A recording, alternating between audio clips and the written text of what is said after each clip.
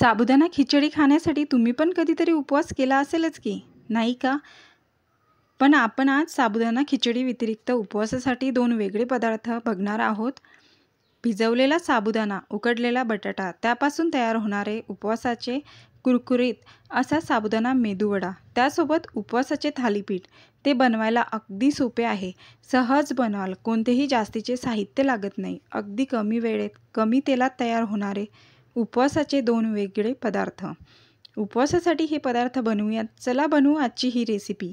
पण त्याआधी तुम्ही जर चॅनलवर नवीन असाल तर चॅनल सबस्क्राईब, लाईक आणि शेअर मात्र जरूर करा. मी 2 कप साबुदाणा भिजत घातला होता. साबुदाणा व्यवस्थित भिजलेला आहे. लगेचच उपवासाची पहिली रेसिपी बनवूयात. मी 1 वाटी साबुदाणा घेतला आहे. त्यामध्ये आता अर्धा चमचा ओवा घालते. मी त्या ओव्याला हाताने कुस्करून साबुदाण्यामध्ये व्यवस्थित घालून घेते. त्याचा फ्लेवर छान येतो. आता यामध्येच अर्धा चमचा जिरं घालते. पाव चमचा मीठ घालते, सेंधं मीठ. मीठ तुम्ही कमी जास्त करू शकता. लाल तिखट पाव चमचा घालते. भाजलेल्या शेंगदाण्याचं कूटसुद्धा आपल्याला यातच घालून घ्यायचं आहे.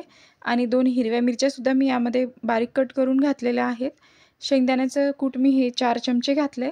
एक उकडलेला मध्यम आकाराचा बटाटा जो मी किसणीने किसून घेतला आहे, तो आपल्याला यामध्येच घालून घ्यायचा आहे. हे मिश्रण अगदी व्यवस्थित तयार होतं. आता हे व्यवस्थित तयार करून घ्यायचं आहे हातानेच. यामध्ये आपल्याला पाणी घालायचं नाही आहे.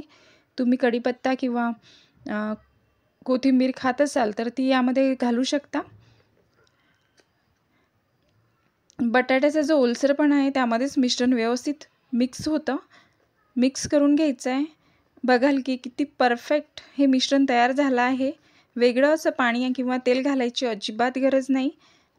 आता आपण हाताला हलकंसं तेल लावून घ्यायचं, म्हणजे मिश्रण आपल्या हाताला चिकटणार नाही. आणि त्यानंतर मिश्रणाचा हा गोळा घेऊन थोडासा जाडसर असा वडा आपल्याला हातावर थापून घ्यायचा आहे. मध्ये असं छिद्र करून घ्यायचं. जसे आपण मेदूवडे बनवतो त्या पद्धतीने वडे बनवले की मस्त असे कुरकुरीत तयार होतात. आतपर्यंत व्यवस्थित शिजले जातात. अशाच पद्धतीने आपल्याला बाकीचे वडे बनवून घ्यायचे आहेत. राहिलेले वडे बाकीचे मी सगळे वडे अशाच पद्धतीने बनवून घेतले. वड्याचं हे मिश्रण भिजवताना खूप सैलसर भिजवायचं नाही, थोडंसं घट्टसरच भिजवायचं आहे. त्यामुळे वडे हे तेलामध्ये फुटत नाहीत. सगळे वडे आपले तयार झालेत. आता आपण तेल चेक करूया. आता तेल चांगलं गरम झालं. हे कितपत गरम हवं, जेव्हा हे मिश्रण तेलामध्ये घालूत लगेचच तेलावर तरंगतं इतपत ते गरम हवं आहे. धुरे निघेपर्यंत तेल गरम करायचं नाही. वडे तळताना गॅस मीडियम टू हाय फ्लेमवर ठेवायचा. मस्त सोनेरी रंगावर वडे तळून घ्यायचे आहेत. वडे तळण्यासाठी 5 ते 6 मिनिटच लागतात. पण खूप कमी आचेवर वडे अजिबात तळायचे नाही. त्यामुळे वड्यामध्ये वाफ तयार होते आणि तेलामध्ये वडे फुटतात. म्हणूनच वडे तळताना काळजी जरूर घ्या. वडे मस्त टम्म फुललेले आहेत. आता आपण हे वडे काढून घेऊ आणि अशाच पद्धतीने आपल्याला बाकीचे राहिलेले वडेसुद्धा तळून घ्यायचे आहेत. उपवासाचे साबुदाणाचे मेदूवडे बनवायला जितके सोपे आहेत, खायला तितकेच चविष्ट आणि अप्रतिम चवीचे असे उपवासाचे पदार्थ. मस्त कुरकुरीत असा हा वडा तयार झाला आहे आणि बघता क्षणी खावासा वाटेल हा अप्रतिम चवीचा मेदूवडा. बनवायला जितका सोपा आहे तितकाच चवीला पण छान आहे. आता आपण बाकीचे सुद्धा वडे अशाच पद्धतीने तळून घ्यायचे आहेत, सोनेरी रंग येईपर्यंत. हे वडे तेलामध्ये अजिबात फुटत नाहीत, कारण की आपण ते मिश्रण थोडं घट्टसर केलं होतं. आता आपण हे दुसऱ्या बाजूने सुद्धा वडे तळून घेऊ. आपले वडे तळून तयार आहेत. आता हे आपण काढून घ्यायचे आहेत. आपले उपवासाचे मेदू वडे तयार झाले आहेत. अप्रतिम असा साबुदाणाचा मेदू वडा तयार झालेला आहे उपवासाचा. हा तुम्ही दह्यासोबत खाऊ शकता. आता आपण दुसऱ्या रेसिपीला सुरुवात करूयात. चला तर आता मी 1 वाटी साबुदाणा घेतला आहे। यामध्येच आपल्याला जिरं घालायचं आहे, ओवा घालायचा आहे, 3-4 हिरव्या मिरचीचे तुकडे बारीक करून घालायचे आहेत, अर्धा चमचा लाल तिखट, मीठ चवीनुसार घालायचं आहे आणि 4 चमचे मी इथे शेंगदाण्याचं कूट घालते आहे। आता यामध्येच आपल्याला मध्यम आकाराचा उकडलेला एक बटाटा घालायचा आहे, किसणीने किसून। त्याचे तुकडे यामध्ये आपल्याला घालायचे नाही आहेत, किसून घालायचं आहे आणि बटाट्याच्या ओलसरपणामध्येच आपल्याला हे मिश्रण भिजवून घ्यायचं आहे व्यवस्थित। तुम्ही यामध्ये लिंबू किंवा कढीपत्ता, कोथिंबीर घालू शकता उपवासाला खात असाल तर।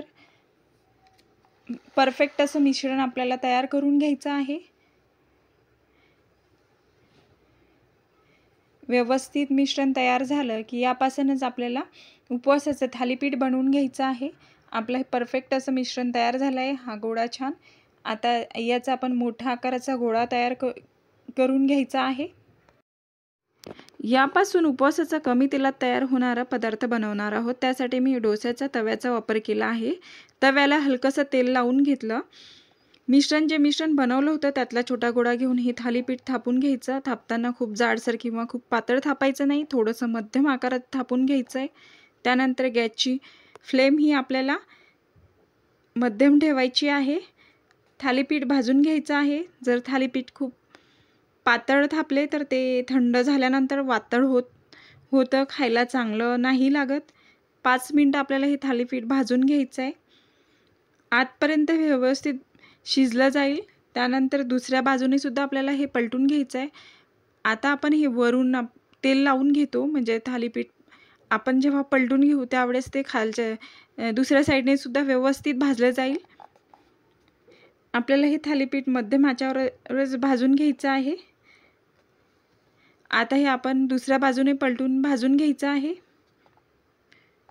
व्यवस्थित भाजून घेतल्यानंतर अगदी छान मऊसूत थालीपीठ तयार होतं, जरा सुद्धा वातळ होत नाही। मोजक्या साहित्यामध्ये कमी तेलात उपवासाचा झटपटचा असा साधा सोपा पदार्थ। बरं, तुम्हाला तव्यावर जर हे थालीपीठ थापता येत नसेल तर तुम्ही ही थालीपीठ केळीच्या पानावर किंवा सुती कापड ओला करून त्यावर सुद्धा थापू शकता, किंवा एखादी पिशवी, प्लास्टिकची पिशवी घेऊन त्यावर सुद्धा थापू शकता। हलकंसं त्याला तेल लावून घ्यायचं आणि थापायचं। आपण नेहमीचे जसे थालीपीठ थापतो त्याचप्रमाणे आपल्याला हे थालीपीठ थापायचे आहेत। आपलं थालीपीठ रेडी झालं आहे। आता हे आपण काढून घ्यायचं एका प्लेटमध्ये।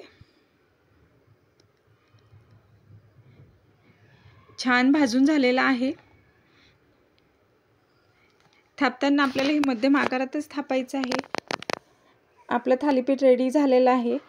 असंच आपण दुसरं सुद्धा थालीपीठ थापून घ्यायचं आहे।